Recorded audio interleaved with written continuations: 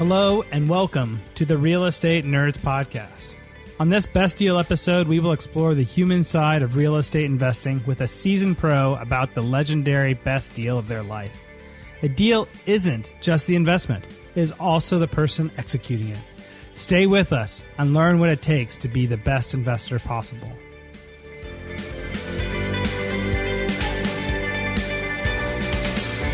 Hi, and welcome to the Real Estate Nerds Podcast. I'm your host, Scott Royal Smith. I'm the owner of Royal Legal Solutions, your home for all things real estate asset protection, business, legal, whatever you need. You're a real estate investor. We got it. Come check it out. I'm here today with Paul Moore. He is a phenomenally interesting human being. We're going to be diving into Paul's story today, guys, and you're going to want to stick around for this one because it is a roller coaster of ups, downs, and sideways of what the experience of being an investor when you go through something that is a big, long, twisted tale of events.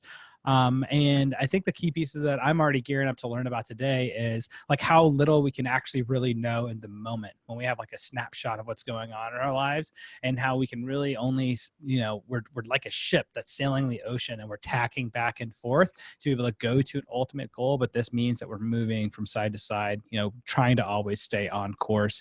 And that's what really like propels us forward to have like an ultimate level of success here. And I think Paul's story is really going to dive a lot into that. So Paul, thank you so much for coming on the show today. And if you could just give us a little background on what do the listeners need to know about you so they can have like an appreciation for the context of the story you're going to tell us today. All right, great. Well, I got an engineering degree, petroleum engineering for you folks from Texas. And that was my first mistake. And I didn't really know what I wanted to do with my life. And so I went on and got an MBA, went to Ford Motor Company for 5 years, got bored pretty quickly. Great company, still love it, still drive a Ford. But I started my own company with a partner, and we were able to have a lot of success in a short time. I was actually finalist for Michigan Entrepreneur of the Year 2 years in a row in the 90s.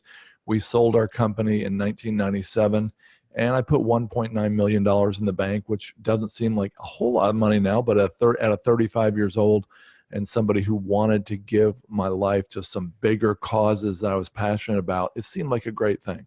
So we went to the Blue Ridge Mountains of Virginia. We had 2 kids at the time. That turned into 4 somehow. And we started a nonprofit organization actually reaching out to international students studying in the U.S. because international students are surprisingly lonely, and they surprisingly don't have very many connections with American families. So we had a 120-acre farm. We got 5 families involved, had a lot of fun. But I got to tell you, it sounds romantic or cool to semi-retire in your mid-30s, but I got bored. I mean, I really got bored, and I became the most miserable version of myself. Just ask my wife, or actually don't. But at any rate, I was a hard-charging type A entrepreneur. And so when my friend moved to town and said he had a lot of experience doing maintenance on houses, we decided to buy a fixer-upper. And that was before the term house flip came into vogue, and that was the year 2000. So we bought it, and we made $24,000, like literally just in a couple weeks I think we just painted it and cleaned it, and that's it. And so we thought, this is easy. And we thought we could just do it over and over. And of course, we lost money on 2 of the next 4 deals, which is one of the reasons I have a podcast called How to Lose Money. But at any rate, we did dozens and dozens of these house flips, built some houses. It's not a really good idea, Scott, by the way, if you don't know how to tighten the doorknob on your house to build a house from the ground up. But that didn't stop us from building 7.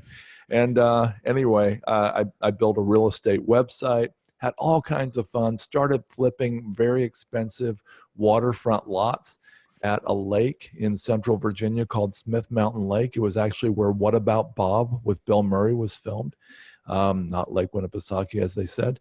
And at any rate, we got into a situation where we had a lot of debt, but it was tied to real estate, which is one of the things I love about real estate is there's always a hard asset involved. And we found ourselves going from almost a couple million in the bank a decade later to having $2.5 million in debt. And so that's kind of the setup for today's story. And so you go from being wealthy for the time period to Yeah. saying, holy smokes, how the hell am I going to dig myself out of this hole right here? And I don't know, like it's like one of those things that it's like equivalent of like a lawsuit, right? Like nobody knows what it's like to be sued until you're sued. And you don't really know how Mhm. like the anxiety levels and like just the soul crushing weight of it is to be in huge debt until you're in it Yeah. as a company, right? I mean, like that's just not something we have like a lot of people have experience in. So I mean, Right. maybe that's like a good place to start is when you find yourself in that kind of position where you have like the stresses of the world are on top of you and you don't see like a way out. If you did see an easy way out, you probably wouldn't be in huge debt, right? In the Right. first place, right? What do you do that brings you back to allows you to keep moving forward when you find yourself in that kind of position? I don't know if it was stupidity or faith or what, but I don't remember losing more than 5 or 10 minutes of sleep, if any, in that period. And like you said at the beginning of the show, I didn't know I knew it was getting bad, the economy that is. It was 2000, it was actually the end of 2007. And the economy where we were was based on, at Smith Mountain Lake in Virginia was a resort. And since that's a non-necessity, a lakefront home, we'd already been feeling the pre-effects of the recession since, believe it or not, the very end of 2005 or early 2006 for sure. And so it was late 2007. I didn't know how bad things were going to be. But I just had this peace that it was all going to work out. I think in retrospect, it was much worse than I thought at the time. I don't know why. I just had, I won't say a lot of peace about it, but I wasn't incredibly anxious. Let's put it that way. And so we went into this going into this plunging into this horrible crisis in the economy in the US, and especially affecting things like waterfront lots and homes. And we had all these waterfront lots, including a 5-acre lot that we were sure we would be able to divide into 5 1-acre lots and sell for a huge profit. That was the source of about 900,000 of the $2.5 million in debt right there. And we had several other lots. We had our own vacation home that was in that debt number. Well, my partner came to me and he said, I can't do this anymore. I can't make these crushing interest payments. And so in about a month or two, if we haven't sold anything, I'm just going to have to quit, and you're going to be left with all these interest payments. Now, my partner and I are still friends today. You might not think that. He's actually still on my real estate team. I've got a team of agents at the lake. But it was a tough place to be. And so I was sitting on a Sunday morning in my leather chair meditating, which I try to do every morning. And I was thinking, what am I going to do? And this really distinct thought came to me, and it was WWGMD. It didn't actually come that way. I'm being a little cute here, but it was, what would George Mueller do? Not what would grandma do, by the way. But what would George Mueller do? Now, George Mueller was a hellion from Germany who was born in the early 1800s, and he lived essentially through the whole century to the end of the 1800s. He actually moved to England, and he was gripped. He reneged on his hellish ways, and he decided he wanted to do good for society. And he was gripped with this idea that if you're doing something really good and something really meaningful, you won't have to go out and raise a lot of money and have a huge capital campaign. Interesting. And so Mueller started orphanages, and he started raising money simply through his mindset and through just the magnetism of what he was doing. It became widely known around England, and people started sending him money. It was through mindset, through his own prayer, through his own faith. And he raised, I think, what was equivalent to almost $200 million in today's dollars. And if you look at the numbers of orphans he served, it might have been much more than that, because he served, I think it was a total of 10,000. He housed and cared for 10,000 orphans for years. That's in total through that century. Well, I thought, what would George Mueller do? And I thought, well, first of all, he wouldn't be in debt. And so I wouldn't have anything in common with that at the moment.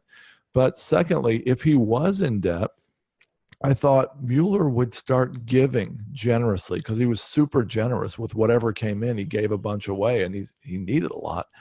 Anyway, so I thought, yeah, that's the idea. Okay. So I called two friends together who met with me at a Hardee's restaurant. And for you on the West Coast, that's Carl's Jr. And they met with me one day and said, hey, you have no way out. Let's face it. You're going to have to declare bankruptcy. And I said, no. I said, I'm going to give my way out of debt. And they looked at each other, they looked at me, and they said, what? And I told them how I was going to start giving generously to causes I cared about. I said, look, my back's against the wall. It can't get any worse. I don't see how it can get much worse than it is. So I'm going to start giving generously, and we'll see what happens, because I really believe in the universal law of sowing and reaping. And so we'll see what happens. You know, other religions call it karma. I said, so I'm just going to see what happens. So I called my family together. I told them what I was doing. My wife was understandably concerned. And yeah, to say the least. Don't worry about it, babe. I got it. The idea is we give it all away. And she's like, we don't have anything anymore. Right. I honestly don't know, Scott, where I even came up with the money to give. I can't remember that little detail. I think I hate to admit this, and Dave Ramsey fans would just pell me with tomatoes for saying this, but I think I actually borrowed the money to give. I don't know. I think it was on my last little bit of my home equity line. But anyway, we acted like we had $500,000 in income. Oh, by the way, my income, not only my investments, but my income was from real estate as well. And it was in the toilet, as we all know. And so I acted like we had $500,000 of income coming in, and I started giving generously based on that premise that we actually had $500,000, or I was believing that we would have $500,000 soon in income. And so I started giving. We gave every week through the month of January of 2008. And in the fourth week of that, I was at a Subway restaurant and ran into a real estate developer who had been quite successful at this lake. I told him my dilemma. I told him about the 5 acres that I couldn't subdivide. He goes, oh yeah, you ought to try this. And for time's sake, I won't go into it. It's kind of technical, but you ought to try this. And I said, oh yeah. I thought through that. I looked at that law. It won't work. He goes, well, it just might work if you do this. And he kind of said 1 or 2 sentences, and it was like this massive light bulb went off in my brain. And I was like, wow, yeah, that could work. So I called my surveyor right away. And within 2 days, Scott, we were sitting in front of the planning and zoning commissioner, the administrator, I should say, for the commission. And we laid out this plan. We laid out the law that she was in charge of enforcing that would stop us from doing this, which is what I told the developer why it wouldn't work. And I said, but did you realize if you looked at your law in a different way, it could actually be encouraging me to subdivide my land into 5 1-acre lots? And I told her how. And she was an older lady, and she probably had one of these. She looked up over her glasses, and she just smirked, and she looked at me. She goes, I've been working here for 20 or 30 years, whatever. She said, no one has ever come to me with an idea like that. I think she might have said preposterous. And then she kind of smiled out of the corner of her mouth, and she said, but I can't stop you. You're right. You found a loophole in our law that no one else has ever seen. You can subdivide your land using that plan. And my surveyor and I went out and high-fived in the parking lot, and we're like, yeah, we can do this. Well, there were still some huge hurdles ahead, including a massive fight I got into with my bank over this plan, and some other things that if you ask me after I'm done here, I can tell you the details of. But at any rate, we worked really, really hard. We kept giving generously. We had a lot of money we had to spend, surveys that had to be done, soil tests that had to be done to make this work. But we were completely debt-free 13 months later. And the way we did it principally was selling these 5 1-acre lots that we had about $900,000 in debt on. I think we sold them for a total of $1.3 million. And that was literally in the heart, and I mean right in the middle of the biggest downturn since the Great Depression. I remember it was September of 2008.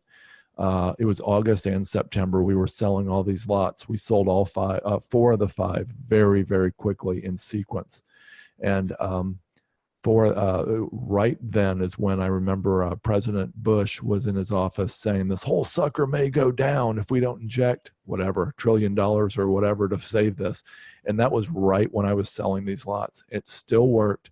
And it turned from the very worst real estate deal of my life into the best, most profitable real estate deal I ever had. And so my family still talks about it, and we still tell the story of how this happened, and we'll never forget it. We learned a lesson in maybe insanity and generosity along the way, and we had a lot of fun. Wow, Paul, that's really cool. I mean, I'd like to go through the story a little bit, like piece by piece, and just check in with you to see if like certain things that I'm picking up are like true or not, right? Okay. And like, because even initially, what it sounded like you initially did is say, well, we're going to start to give, and we're going to act as if we're still making $500,000. So we're still going to be projecting success. We're not going to like try to operate from a lack mentality. Right. We're going to act like through abundance. We're going to project that out to other people. They're not going to feel the tension off of us that we're scrambling or that we're desperate for doing something, because we know that's like a big repulsive factor for people. Right. Right. There was another cool thing that, I would say two parts to your story that I think are super neat also is one is that you guys just kind of jumped into the deep end of flipping, but it doesn't sound like you had anybody there that was like had 20 years experience guiding you along the way. You guys were like, oh, this is easy. We'll jump into it and get into it. Right. And then you get caught in situations. You're like, oh, well, shit, zoning. Didn't realize that was going to be so hard. Yeah. Into it, right. Right. And that kind of led to it and to like this sticking point in a lot of ways. So you kept your mindset right. And then you also kept reaching out to other people, right? Like you did with that developer, to like be open, to be like, hey, I'm going to keep asking people for help and keep talking to them what I have going on, even though it's not good stuff, really, right? It's like, I'm going to air my dirty laundry in a way and ask people for help. Yeah. Like that itself is difficult to do, because that takes like a different level of security and courage to be like, you know what, I'm still good and worthwhile and a worthy person, even though I have this huge problem. And a lot of people, I think, misequivocate those two, to think that I am my financial success, and without that, I'm not worth anything, and so I can't ask other people for help.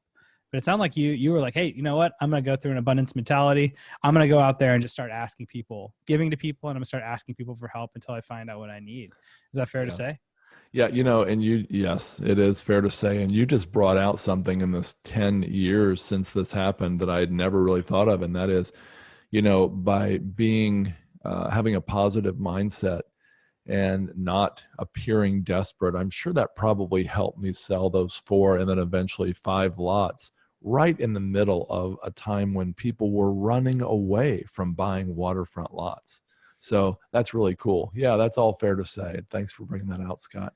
Yeah, man, it's really cool because you were in a position where people should have tried to gut you, right? Yeah. They would have seen, like, if you would have given off any inclination of like desperation, people would have tried to lowball you on the price, and known you would have taken it because they would have seen, the panic in you, right? and no, I'm just saying, like, that's how business works, right? I'm laughing because exactly the opposite happened. And if I walk through the details with you, you'll be amazed at what. Well, tell me the details. Let's jump into it. I got to know the details of this to really know like what's going on with it, because like this is such an interesting story because of like the strength that you project was actually from what I'm seeing is like that actually it's tied to actual actions. Like I'm going to continue to give, to not just like Jedi mind trick myself in my closet by meditating. I'm actually going to take action that's like reinforcing in my brain. Like I have abundance I can afford to give away because I have so much abundance to it. So tell me the details. Okay. What happened? Now, your show is called Real Estate Nerds, right? It's just nerding out, you and me right now. Okay, man. So this is some nerdiness, okay?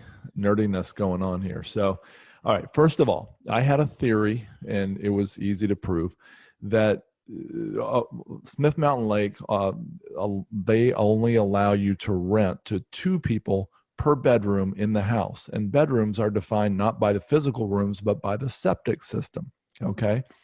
So the septic system of almost every house at the lake was 2, 3, or 4 bedrooms. Now, 3 bedrooms rented much better than 2, and 4 much better than 3. And then there was a few 5 or 6 bedroom homes on the lake, and you could rent a 6-bedroom septic home to 12 people. So those rented for a lot more than a 3 or 4 bedroom home. And so I had this theory. I said, hey, why don't we make 8-bedroom septics, and we will make sure, and we will sell every lot as this potential for a high-end rental. When I said high-end, maybe it's not high-end by some resort areas, but this is little Smith Mountain Lake in the Blue Ridge Mountains of Virginia, and you could rent a house for, a couple thousand a week.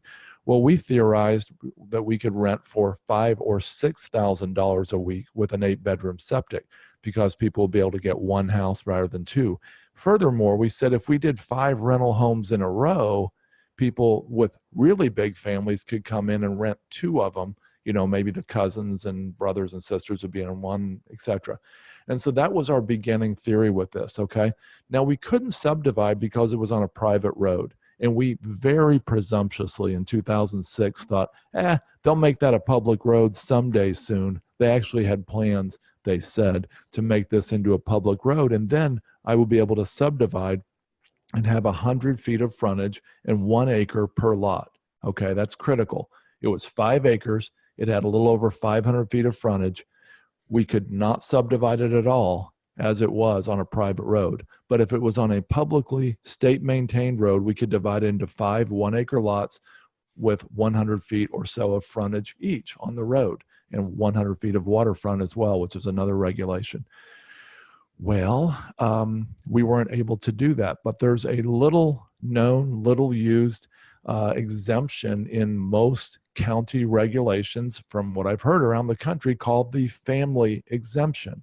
And the family exemption was made for farmers.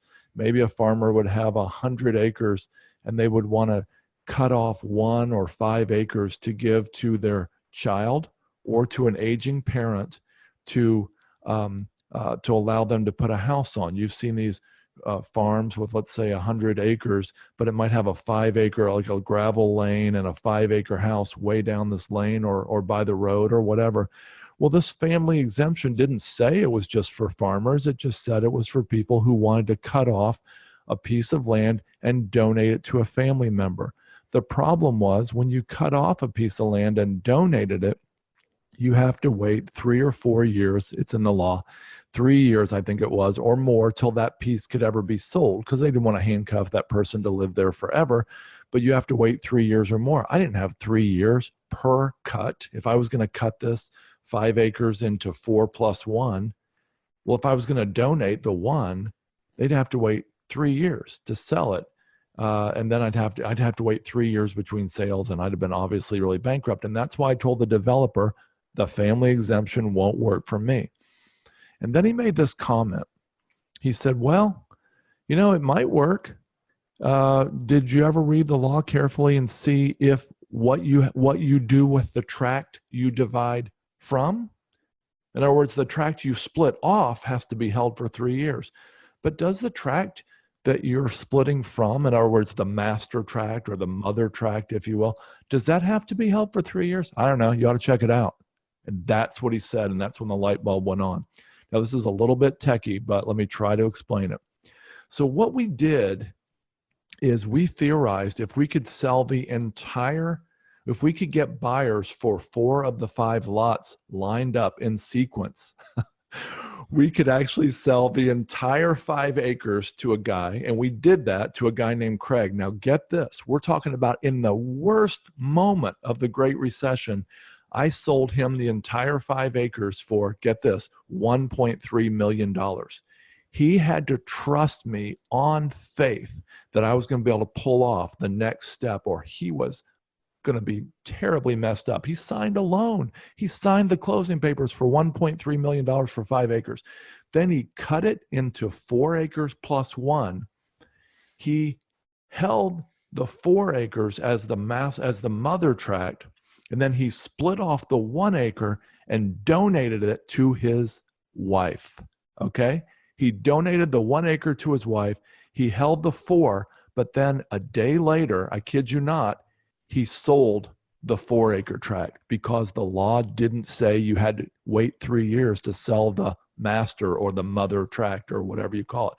The next guy paid, I think it was $950,000 for the 4 acres. And then he cut off 1 acre, donated it to his wife. And then he had 3 acres left, and he sold that to the next guy in line a day later. Actually, it turned out a week later for $650,000. That guy did the same thing, sold the next one for $325,000, and then the last guy just bought that lot. And like I said, the county approved this. Every one of them had an 8-bedroom septic. This was the plan. I skipped one thing. We had to convince a bank to make a loan based on $1.3 million for this 5 acre tract. And the lot, it was only assessed and appraised at about $800,000. We had to convince a bank to loan Craig, the first guy in line, like 1.1 million, or maybe it was 1 million, to buy the $1.3 million lot. The bank that had my $900,000 note said I was crazy. There's no way they'd be part of anything like this. It was a big, well-known bank. I won't name them. No, I won't. And they didn't do anything wrong. It just didn't meet the underwriting. No, they didn't. Yeah. They did. Yeah. But I was pretty good friends with the vice president of that bank. Yeah. And I had one of my finest moments, Scott. I'm actually a really nice guy. I stood up and I pointed in his face and I said, if you don't let me do this, I'll be handing the title, the deed to this land back to you, and you can foreclose. He goes, well, let's not get huffy about it. I said, you're the one. I just spent 2 months getting this surveyed, getting these soil tests, I'm starting to get buyers lined up. I didn't have them all yet. And you are trying to stop me. And he said, well, anyway, so I stormed out of there and I didn't turn around. And I called a lawyer. I called a pretty fierce lawyer, and I sicked him on them. And they actually, this bank, get this, they gave me an $80,000 discount to pay them off. Now, of course, I didn't have the money to pay them off. What I did is I went to a local community bank right near that lake, and I told them the whole story, told them everything about the bank, my plan, my cockeyed scheme, the county, the buyers I had lined up. I might have had 1 or 2 of the 5, but the 4 or 5 by then. And they agreed to this. They agreed to take out that loan of $900,000, which, by the way, was only $820 because they gave me an $80,000 discount. And they agreed to refinance me. And that first bank, the one that wouldn't do it, was out. And then that second bank walked through, and they loaned the money to each one of these 4 buyers along the way to get this done, which was crazy. And yeah, that is super crazy. Even as I say it, yeah, it's crazy. I would call this a miracle. Yeah, so in a way it is, right? Because you should have had to go to loan sharks, right? Like in any scenario, you'd have to go to loan sharks to get paid off, like a hard money lender of some sort, right? To be able. I heard the term hard money loan for the first time that year, and I was actually calling them and finding out all about their terms. Scott, I don't even think they would have done it. No, probably not, right? Because the collateral just doesn't make sense.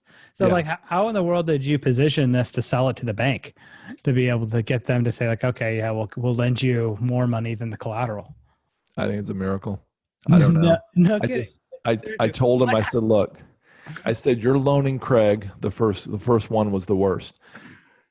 Craig's buying this whole 5 acre tract for $1.3 million. You're only loaning him, let's say it was $1 million. He was putting up $300,000 cash.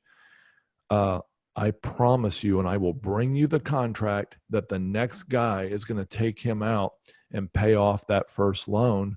Like I said, the next guy in line was $950, I think. So this next guy is going to come in and take that loan out, and that guy, Craig, will own it for cash, or maybe he'll have a small loan left with you, and you can provide the financing to the second guy, and you can charge. I didn't tell him this. He actually thought of this part. He said, well, can I charge a point or 2 on each one of these loans? I said, sure, of course. and he did.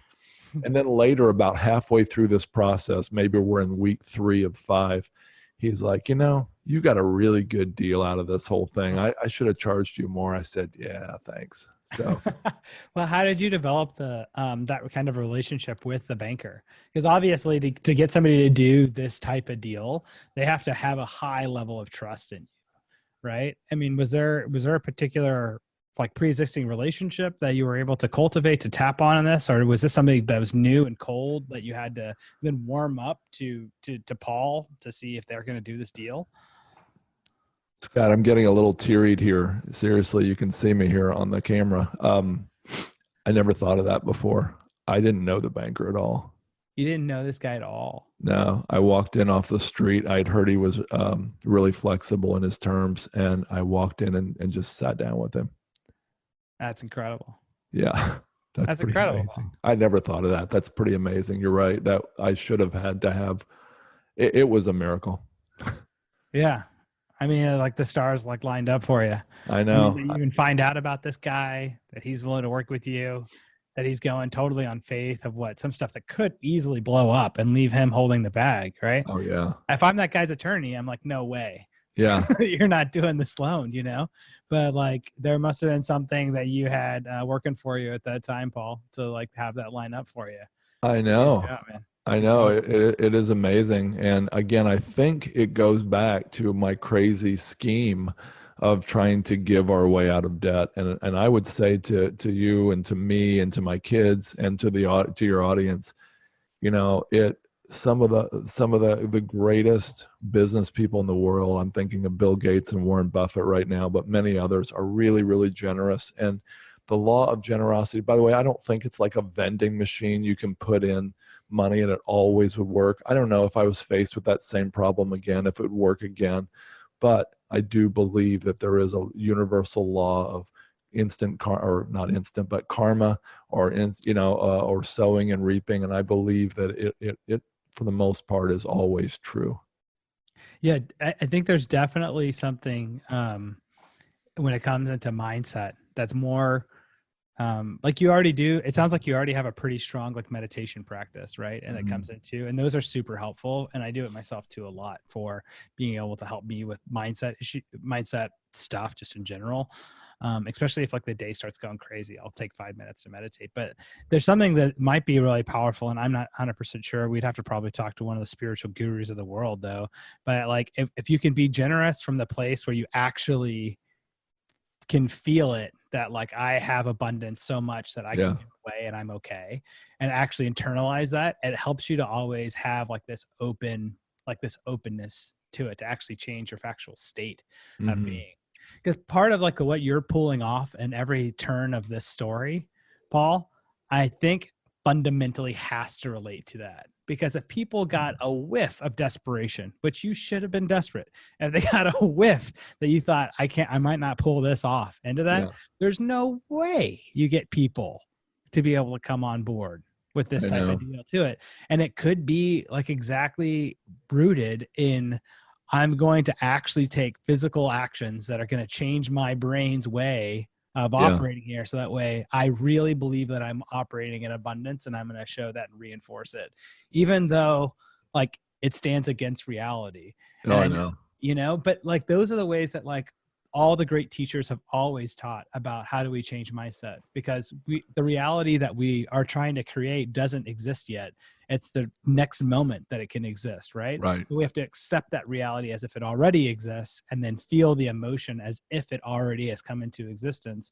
And when you can do that, then you can do these incredible things, Paul, like you're talking about here. It's really true. It's incredible to hear your story, man, because you're one of the first people I've ever talked to who's actually like walked it onto like, what does that actually look like? And not like a really like fancy term of like, oh yeah, you believe it, the world's going to be great, and I gave $5 to the homeless person, so I won a scratch off lotto ticket. And not thinking that the universe might work that way. I'm not sure, but what I definitely know is that like taking actions changes the way our minds work, right? And then it can change the way the world operates around us, because we're different, and so we're inherently part of the equation with how the world interacts with us. And you've actually walked through it, man. That is so awesome, bro. I mean, I probably could sit here and just talk for another 10 minutes on like all the things I pick up out of your story, Paul. But I was wondering, is there anything else that you wanted to share with us here today before we wrap up and talk about lessons learned? I don't think there's anything else about that story except that one thing that just, again, you brought out three things I had never thought about as I pondered the story over 10 years. And another one is the savviness of these guys who were the buyers. Craig was a restaurateur, if that's the right word, who owned 4 really nice restaurants in DC. And Craig was actually with me on House Hunters, HGTV's House Hunters, about a year before this, and buying another house. And so he was really a sharp guy. The next guy in line, who paid, I think, $950 for the 4 acres that remained. I kept saying the mother tract, the parent tract. That's what it was called. That guy was this super sharp, very high-end, high-dollar consultant from New York City, from a firm that you would have heard of. And so, I mean, these guys, to agree to this, it's mind-boggling. I mean, the guys way down the list, that toward the end, they didn't have much risk at all, buying the last couple lots. It was more like a straightforward purchase. But even then, to sell a waterfront lot in the recession, lots are still 9 years later not selling very well now. From 2009 to now, there's been very few waterfront lots sold at the lake. People are mostly buying existing homes since the recession. So yeah, I feel very grateful and very thankful that this happened. And I'm hoping my kids and grandkids will have a story to tell about their crazy father or grandfather, what he did. So yeah. I actually, once we get into lessons learned, I think I have something else to how it helped teach me something for what I'm doing now. Yeah, that's awesome. Well, I mean, I picked up out of your story today from learning from listening to you, Paul. I mean, there's a ton of things, right? And I think I've gone over most of them, but one of the key pieces I think we touched on yet was that you started the whole project with like a really big goal. And it was a huge idea, right? Into saying, hey, how can I buy these lots? And then I can convert them. And here's this whole swath of opportunity that's here that nobody's picking up on yet, right? Right. And what is something that, as an entrepreneur, one of the lessons that I've learned from you in this story was, if you start really high and you see a ton of opportunity that's there and you go for it really big, you're shooting for the stars. When you slip really bad, you can still just land up on the moon, which is okay. Yeah, right. That's a good point. You're shooting high enough for it to really go wrong and be okay. Yeah. Right. Yeah. And that's something that I have to remind myself of, is saying like, you want to shoot big, because it's when you shoot really small, if you miss, then you're, right. You haven't gone anywhere. Right. Right. So I think that's that I got out today. Paul, what's something that you'd like to leave the listeners with after telling your story today? It's a lesson that you kind of take away that you want everybody to underline and underscore. Well, I actually should have said this earlier. This is not a huge takeaway, but one other thing I don't know if it was obvious that I would point out was, on December 31st, I was half owner of this property. I had half the debt, and I had half of the interest payments, and I would have made half the profit on what eventually turned out to, what was the profit on that? Something like $500,000 profit. On January 1st, my partner walked. And that's right when I started being, generous and giving generously. And he had no idea that 4 weeks later that I would have a solution for this whole problem. And even though I was left with double the interest payments, I made all the profit on that, and he didn't make any. And that might sound like I'm angry or something. I'm not at all. I want to even be clear on this. Once I came up with this solution at the end of January, I called my former partner and said, I want you to know, I think I've got a way out of this if you still want to stay in. He said no. So anyway, that was just another little funny piece to the story. I don't know what lesson I can learn from that, but anyway, it's just another piece that's amazing to me. Right now I'm raising capital for commercial real estate deals. And what I've learned, and you just did a great job bringing it out, Scott, and that is a hint of desperation, and the person in control, the person with the money to invest, is gone. And so I don't know I think maybe that story does connect to this, because I'm honestly not, and you know me a little bit, we've talked before, I'm not desperate at all to raise money from people. I had someone contact me today, when can I invest? I said, well, you better, when we have an opportunity to invest in, you better act quickly, because we have a lot more investors than we have opportunities. And that's my attitude. That used to be the opposite of my attitude. I think before 2008, I would have been like this desperate, clamoring, will you invest, please, sir? And now I'm really not. And so I think that's really helped. There's a story, real quickly, I'll tell you. I think you might have heard it before. If you're up north, and this is a silly analogy in some ways, but if you're up north and you love salmon and you want to live on salmon, and you're in Washington or Oregon or British Columbia, and you can become a spear fisherman, which means you can go learn to whittle limbs and learn to throw the spear and look for salmon fishing by in a dark stream or dark lake, and hopefully have a good aim, hopefully hit the salmon, and you'll hit every now and then, and you might have enough to live on. And that is what a lot of people raising funds, raising capital for real estate projects do. They're like a spear fisherman, but there's a better way. And this is where the analogy is a little silly. You can become a grizzly bear. And I don't know if you've seen these, Scott, but these grizzly bears stand with their jaw kind of unhinged, and they stand right in a waterfall, and salmon jump into their mouth. And the question is, what can we do as investors, as entrepreneurs, as people, to be the grizzly bear in the waterfall, where people are coming to us asking if they can be part of what we're doing? And the answer for everybody will be different, but I guess I would say, in summary, have a great product, service, or investment, and people will come to you asking you to be part of what you're doing.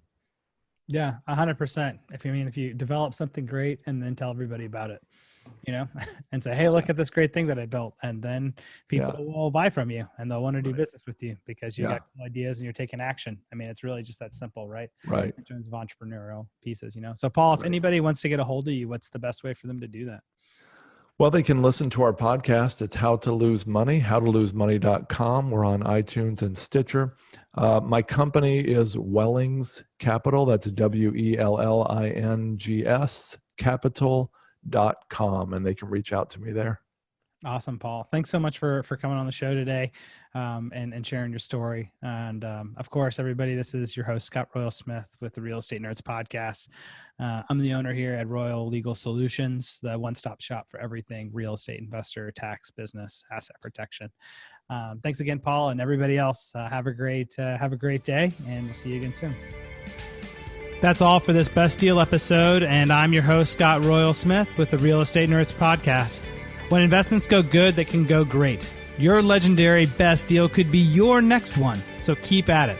Thank you for joining us, and if you enjoyed the show, leave a review to help clue in those sleeping masses for what they need to know and what we all need reminders of.